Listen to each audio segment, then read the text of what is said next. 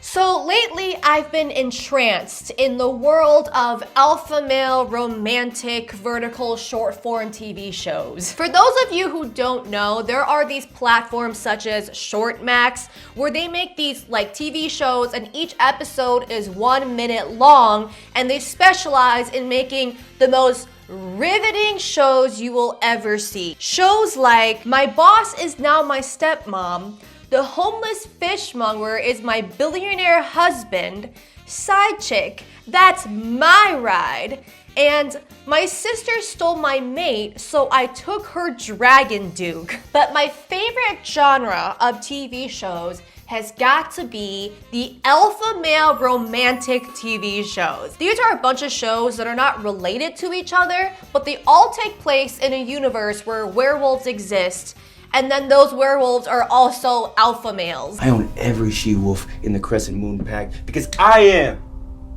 the new alpha. Yes. So today I wanted to show you guys my favorite alpha male romantic TV show, and it is called My Alpha Stepbrothers Bite Me, a show that centers around a human girl with 4 alpha werewolf stepbrothers. And yes, I did pay $30 to watch this show, and also yes, after I paid the $30, I then discovered that they were all for free on YouTube with Portuguese subtitles under the title Quatro Alphas Una Luna. So without further ado, let's get started. We have a lot to talk about. Let's go.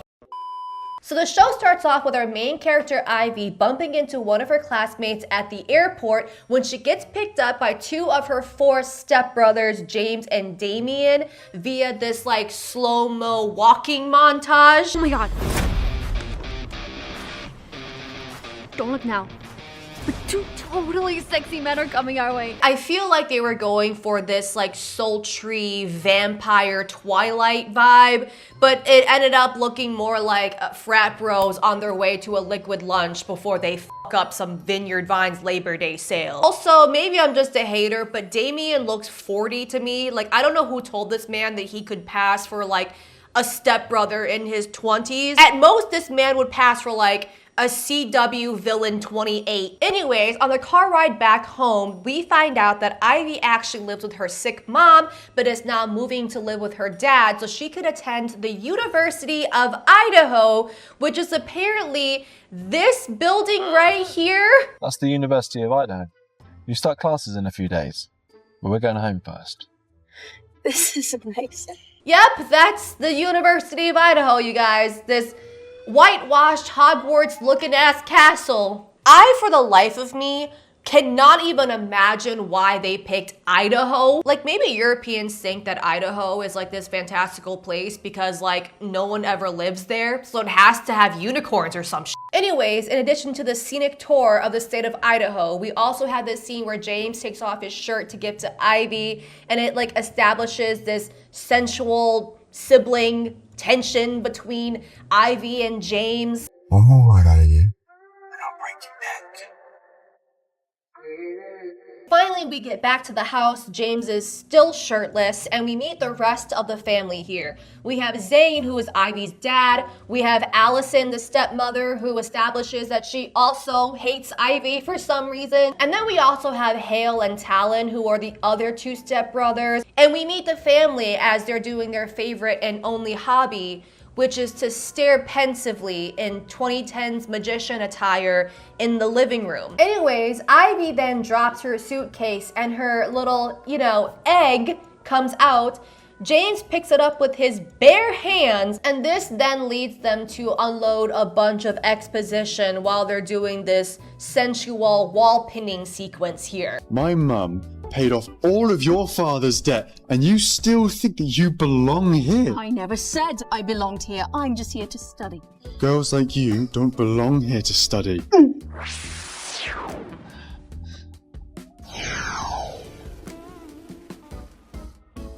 She's my mint. Did you guys get that? Do you guys get that? Okay, yeah, this is important shit, so let me explain it to you. Ivy and her dad are both humans. Her dad married Allison for money, and now he's married into wealth. And we also find out that there is this moon goddess, then fated Ivy to be James's Luna, or his mate, and he is an alpha. And this is something that they do throughout the show, by the way, is just unload a bunch of exposition while the characters are in compromising positions, if you will. Look, they know who their audience is, okay? They know how to keep them engaged. Maybe we wouldn't have a literacy crisis if everything was explained in this way, you know? The mitochondria is the powerhouse of the cell. And ribosomes, they read genetic instructions from messenger RNAs and link up amino acids. You guys got that?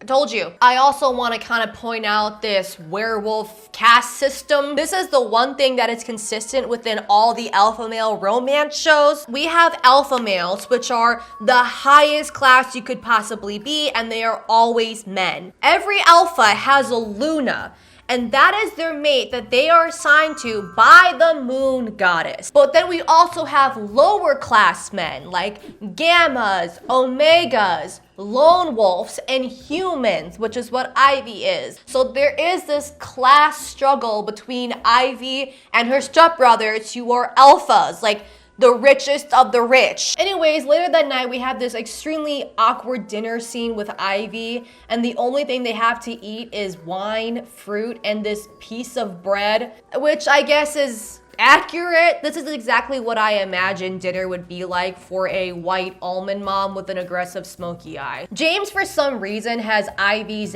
egg and starts, you know, massaging her leg with it under the table. Ivy then leaves super embarrassed, and then Damien comes running after her when he protects her from this ultra realistic wolf. Get back!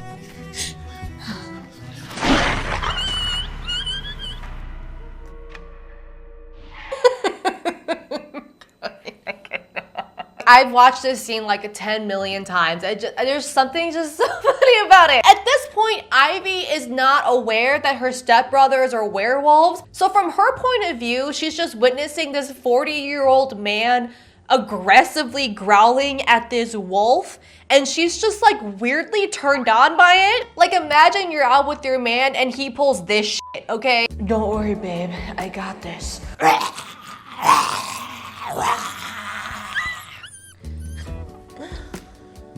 No more worry. Like, would that turn you on? Anyways, James then comes running after Ivy as well. James and Damien fight over Ivy, and then they realize that actually Damien is also Ivy's mate. How's this possible? She's my mate. No way. How could she be both mine and Damien's mate? I just love the implication that the moon goddess looked down at Ivy and she was just like, you know what? I know that cookie good. These are the types of scenarios that 12-year-old me would act out in my room alone at like 2 a.m. But about One Direction. Harry Styles is my mate, but Zayn wants this cookie too? And I had the fairest bosoms in all the land of Idaho? How can this be? Something has changed within me. Something is not the same. You know what? That's what this is missing here. There needs to be a musical. Sorry. Okay, let's get back to the show now. So the next day is Ivy's first day of school, and then we are introduced to the most Disney Channel-esque villain I have ever seen, which is Mandy. And she delivers every single line like a worse version of Gal Gadot. I heard your dad's pretty famous in the city. A top male escort?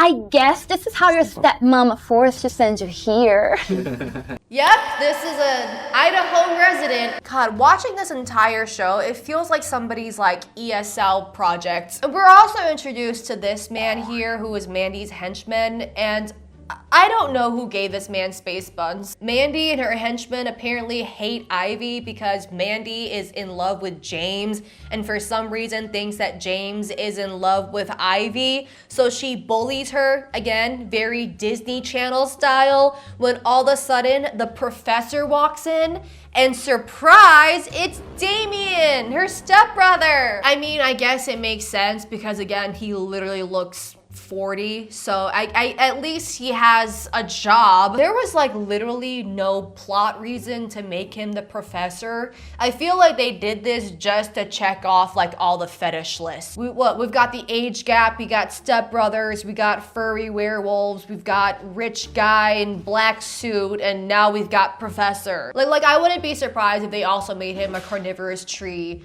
every full moon, you know? Anyways, the next day, Ivy and her friend then goes to watch James's riveting rugby game. Hey, Ivy. Okay, sorry, we have to watch that one more time. Hey, Ivy. God, it's literally like watching a bunch of theater kids perform football for a stage play. So they're playing rugby with an American football on a soccer field in like running attire in Idaho. Oh my God, look at this tackle. Look at these passes. And also, like, what are they wearing?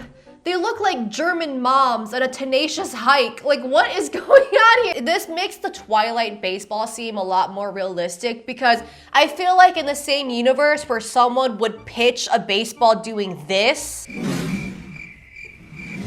someone would also pass a football doing that, okay? Anyways, then Ivy starts flirting with Max, one of James's teammates, and he invites her to a party later that night. James overhears this, he gets super jealous, and with that amazing throwing form, he then just whips the football at Max, making him limp off the field with Ivy. Later that night, Ivy and James are arguing about her date with Max when Ivy's dad comes barging into the bathroom. James then pushes Ivy in the shower so they can hide from her dad. I thought I heard Ivy's voice. You must be mistaken. It's just me in here. I love how the director was hell-bent on getting the perfect take because these are obviously like two different showers, two different takes, two different angles, just so they can get this exact still, the dad peeking his head into like James and Ivy in the shower. I feel like I'm playing one of those like Love Island love story game. This is like the end of the free trial and you have to pay like 20 tokens to unlock the decision for Ivy and James to get freaky in the shower together. So anyways, as Ivy starts leaving for her date with Max, she then gets confronted by Damien, who then just repeats to her that he's concerned for her and doesn't want anything bad to happen to her. Where are you going? Who are you going with? Wanna know? Fuck me right now. Seems random, but okay. This is something that happens throughout the show is like the writers make Ivy have like split personality disorder or something. She goes from like the bratty 18-year-old sister that just wants to be Miss Independent to like this horny freak that's like Sabrina Carpenter lyrics just unleashed. You guys know how Harry Potter's Patronus is like the deer for his mom or something? Ivy's Patronus is Cardi B. Oh no, Damien is coming over here? Patronus!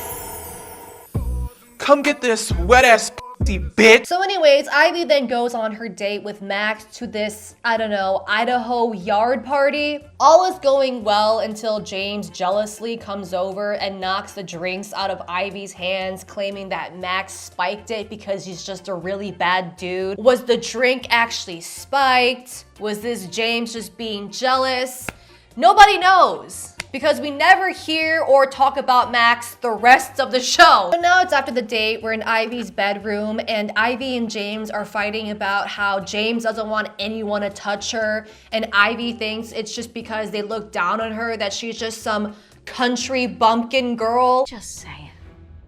I'm a southern nobody, a tasteless bitch.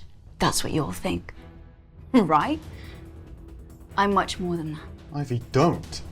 We don't think of you like that. Anyways, this tension makes them absolutely feral for each other, and they of course then start hooking up, and then they play this like Love Island, Love is Blind ass type song.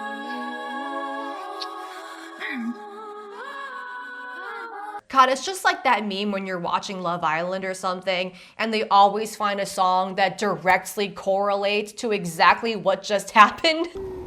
Fuck me right now. Right now.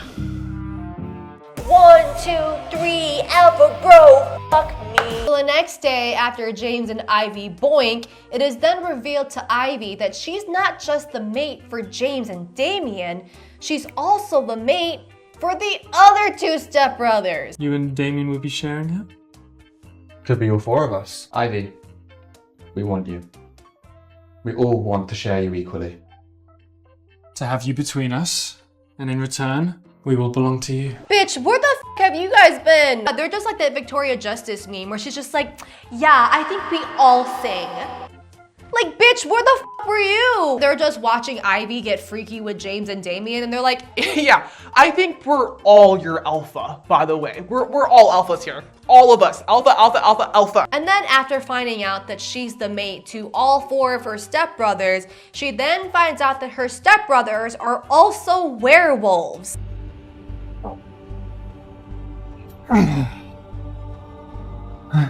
You're all werewolves? Oh God, my uterus hurts just even thinking about that. So the next day, we are then introduced to another one of Ivy's teachers, a creepy ass dude that insists that she calls him by his first name. Do me a favour, would you, Ivy? Yeah, sure, anything. Call me Caleb. You're one of my star students, and only my star students get this privilege. And I guess Caleb is like the teacher of werewolfology, because then they just dump a bunch of werewolf lore and exposition. When werewolves mate with humans, their pups become more human. After a few generations, the wolf gene goes dormant, and it takes another wolf to wake it back up again. And then later that day, we also find out that this whole thing was just planned by her dad. Like, Damien saw Ivy at her high school graduation, picked her out as his mate immediately, and her dad wanted her to come over and mate with all four stepbrothers so that he could get wolf rights. Damien recognized you as his mate at your high school graduation. From that moment, I knew I had to do whatever it took to get you to come here. My past was ruined when I had Ivy, but now, a Wolf Queen's daughter is the leverage I need to claim werewolf rights. Look guys, maybe werewolves have really good pension plans. Ever thought of that? And apparently this betrayal from her dad makes Ivy absolutely feral for Damien. He turns into a werewolf and then asks her to run throughout the woods, so it's like she's his prey. Damien, are you really going to mate with me in your wolf? I guess this is like their form of foreplay or something. And then finally he, thank God, turns back to his normal self and they start hooking up in front of the other two brothers in werewolf form.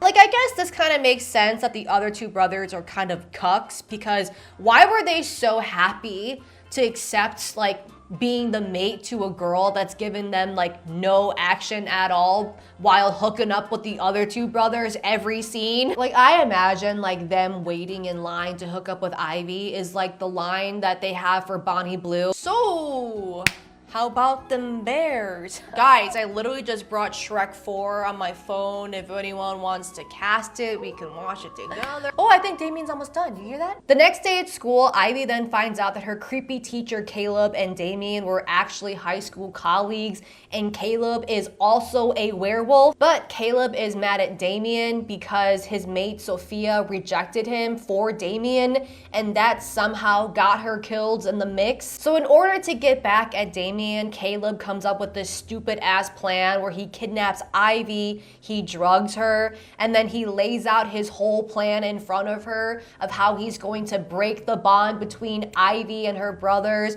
so that he can be her mate just to get back at Damien. When the full moon rises, the bond breaks.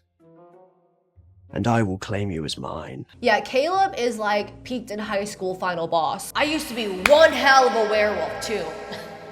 Until Damien took my mate in high school, and now I'm some creepy ass teacher wearing Zara skinny jeans for a living. You know what? At least Caleb is kind of valid here because Damien did see a high schooler as like a 28-year-old, and he was like, you know what?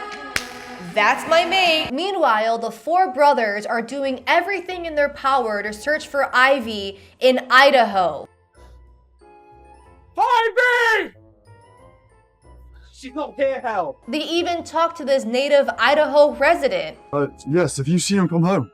We took a young lady to the hospital earlier. She was fainted. Yep, this is Idaho. This isn't just four British dudes running around in bomber jackets and obviously England. This is Idaho. Yeah, but right before Caleb is able to break the bond between Ivy and her four stepbrothers, they magically are able to find her, and then they rescue her via this sick-ass fight scene. No!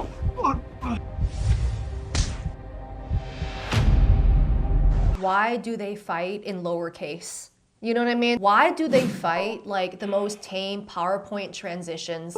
You know what I mean? This is like a business casual fight. But anyways, then Damien and James kills Caleb, but then Ivy does get poisoned in the process. Ivy then breaks the bond between her and the four brothers anyways, saying that this is how she saves them from dying. This point was never established anywhere throughout the show, so maybe this was her trying to like secretly get out of her contract of having to be the Luna to four of her stepbrothers. The next day we find out that Ivy is dead and her friend from school tested her blood. She's not just some low-life human. She actually has this pure werewolf blood that's been dormant inside of her this entire time. And if the brothers do this circle ceremony, they can resurrect her as a alpha werewolf queen that she was always meant to be. So I guess then the brothers do this circle ceremony off camera, which resurrects Ivy as this super alpha queen who can super speed run now. I said I'm not leaving Ivy until she wakes up. How can I hear that so well? Guys, I can just imagine Ivy waking up and she's just like, fuck. I was trying to get out of having to bang all four of my alpha stepbrothers, but them bitches had to resurrect me, didn't they? I'm also wondering what the circle ceremony could possibly be and why they needed to cut it out of the show. I can just imagine that the alpha circle ceremony is just all four stepbrothers doing a circle jerk at the crack of dawn. And then they all do like the Ashton Hall alpha male morning routine. But it's not over yet, guys. Ivy's dad is now pissed that his daughter is this alpha queen instead of like the trad wives or her four stepbrothers. Damien gets arrested and accused of trying to mate with a human. And then they have this court scene. You are on trial, Damien. And if you and your brothers do not get yourselves together, you will be put down! What are they wearing and where the f are they? This literally looks like the local Dairy Queen squad meeting up at their grandma's house to do a D&D session. Anyways, Ivy then has her boss babe moment by killing her evil dad in front of the whole entire court. Your father. You broke my heart the day you betrayed me. Let me repay the favor. She then proves to the rest of the court that she is, in fact, the Alpha Luna Queen that she is by this, again, super sick fight scene.